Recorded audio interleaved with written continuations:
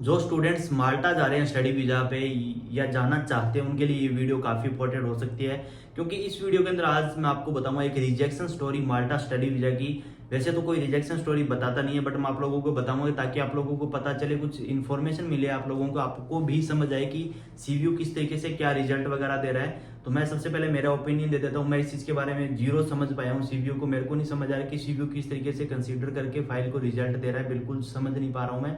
आप लोगों में से काफ़ी लोगों के मेरे पास मैसेज आते हैं कि अभी रेसो क्या चल रहा है माल्टा स्टडी वीज़ा का, आ रहे हैं कि नहीं आ रहे, विदाउट इंटरव्यू आ रहे कि नहीं आ रहे, विद इंटरव्यू वीज़ा आ रहे कि नहीं आ रहे, सीवीयू किस तरीके से क्या कर रहा है। भाई बिल्कुल भी नहीं समझ आ रहा कि सीवीयू चाहता है क्या है, किस तरीके से फाइल लोगों की वो कंसीडर करके वीज़ा दे रहा है। तो अभी की जो रिजेक्शन स्टोरी है वो आप लोगों के लिए काफ़ी इंपॉर्टेंट है। उसमें आप लोगों की आंखें खुल जाएगी, आपको भी पता चलेगा कि सीवीयू किस तरीके से क्या चीज़ कर रहा है ना।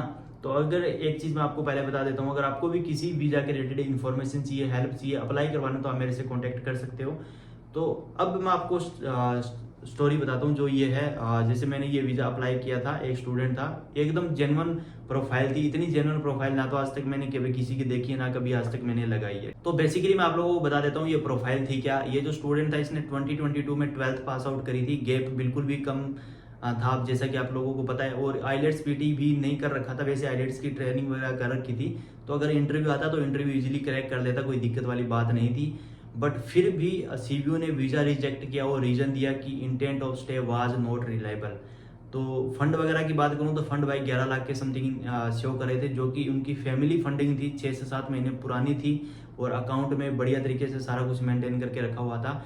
फिर भी ये रीजन उन्होंने देके वीज़ा रिजेक्ट कर दिया। तो अब दूसरी तरफ मैं आप लोगों को बता देता हूँ, मैंने ऐसे वीज़ा अप्लाई किए हैं जिन लोगों ने 10th के पास भी वीज़ा अप्लाई किए थे, उन लोगों के 10th के पास वीज़ा आए हैं, ठीक है। और 12th के बाद भी वीज़ा अप्लाई किए तो उनके विद इंटरव्यू वीज़ा आए, विदाउट इंटरव्यू भी वीज़ा आए हैं। और जिन लोगों का 8 से 10 साल का गैप था उनके भी वीज़ा आए हैं। और जिन्होंने बिल्कुल बेकार फंड लगाए थे, एजेंट से फंड लगाए थे, कोई जेन्युइन फंड नहीं थे उनके, फिर भी उन लोगों के वीज़ा आए हैं। तो अब इस केस के अंदर मेरे को ये बिल्कुल भी नहीं समझ आ रहा कि सीबीयू किस तरीके से फाइल को जज कर रहा है, कंसीडर करके रिजल्ट दे रहा है कि किस स्टूडेंट को वीज़ा देना चाहिए, किसको देना नहीं देना चाहिए। तो भाई यहाँ पे एक सीधी सी बात मेरे को ये समझ आ रही है कि सीबीयू जो लोग डिजर्व करते हैं वीज़ा, उन लोगों को वीज़ा नहीं दे रहा है, और जो लोग डिजर्व नहीं करते हैं उन लोगों को धूम धड़ाके से वीज़ा दे रहा है। भाई उनका ना तो इंटरव्यू ले रहा है, कुछ नहीं कर रहा, बस उनको वीज़ा दे रहा है। और एक चीज़ और बता देता हूँ, आप लोगों के मन के अंदर ये डाउट भी होगा कि अगर आईलेट्स पीटी को देख के सीवीयू रिजल्ट दे रहा है, तो जो माल्टा के अंदर स्टूडेंट वीज़ा अप्लाई कर रहे हैं वो लगभग 80% विदाउट आईलेट्स पीटी के कर रहे हैं। 20% ऐसे स्टूडेंट है जिन्होंने आईलेट्स पीटी का सर्टिफिकेट लगाया, बाकी किसी ने भी नहीं लगाया है। तो अब आप लोग मेरे को यही पूछते हो कि अभी का जो रेशो है क्या चल रहा है, तो आप इस फाइल्स के अकॉर्डिंग देख सकते हो कि स्टडी वीज़ा का रेशो क्या चल रहा है, सीवीयू क्या चाहता है, किस तरीके से वो रिजल्ट दे रहा है। तो आप लोगों को समझ आ रहा होगा कि मैं क्या बता रहा हूँ, किस तरीके से बता रहा हूँ। तो भाई इस चीज़ के अकॉर्डिंग आप समझ सकते हो कि सीवीयू का क्या चल रहा है। मैं बिल्कुल आज तक नहीं समझ पाया कि सीवीयू किस तरीके से रिजल्ट दे रहा है। स्टार्टिंग में काफ़ी अच्छा ठीक था, सही लग रहा था, जिस टाइम माल्टा स्टडी वीज़ा के अंदर इतना रस नहीं था, कोई भी लोग अप्लाई नहीं करते थे। अब जैसे ही लोगों ने रस किया है, माल्टा स्टडी वीज़ा के लिए अप्लाई कर रहे हैं या वर्क परमिट के लिए कर रहे हैं, तो सीवीयू ने बहुत ही सिस्टम गड़बड़ा दिया है। एक तो रिजेक्शन बहुत ज़्यादा दे दिया, और साथ ही जिन लोगों को वीज़ा देना है उनको नहीं दे रहा है, जिनको देना है उनको नहीं दे रहा है। अब बिल्कुल भी नहीं समझ आ रहा।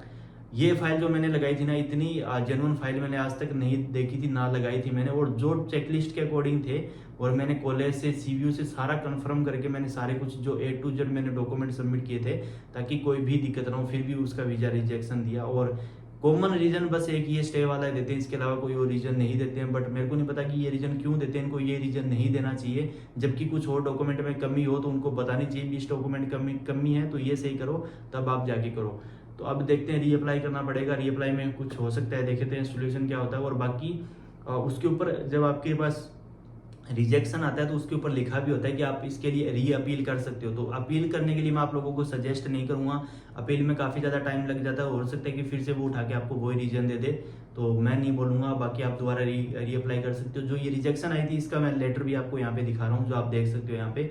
बस ये कॉमन रीजन यहाँ पे दिया था, और लगभग 90% लोगों का यही रीजन आता है, चाहे वो वर्क वीज़ा हो, चाहे स्टडी वीज़ा हो, चाहे टूरिस्ट वीज़ा हो, बस ये एक ही रीज़न देते हैं। मोस्टली जो कंट्रीज़ है वो एक ही रीज़न देती है लगभग हर वीज़ा के अंदर, जहाँ तक मैंने देखा आज तक, और मैं करता हूँ और मैंने ऑब्जर्व किया जो चीज़ आपको बता रहा हूँ। पर अभी भी आप लोगों का कुछ डाउट है, कुछ पूछना है किसी भी वीज़ा के रिलेटेड, माल्टा स्टडी वीज़ा के रिलेटेड अप्लाई करवाना, तो आप मेरे को इंस्टाग्राम पे कांटेक्ट कर सकते हो। सो ये थी आज की इन्फॉर्मेशन वीडियो, और आई होप कि आप लोगों को इन्फॉर्मेटिव लगी। अगर इन्फॉर्मेटिव लगे तो वीडियो को लाइक करें, चैनल को जरूर सब्सक्राइब करें। मिलते हैं नेक्स्ट वीडियो में। Till then take care, good bye, जय हिंद।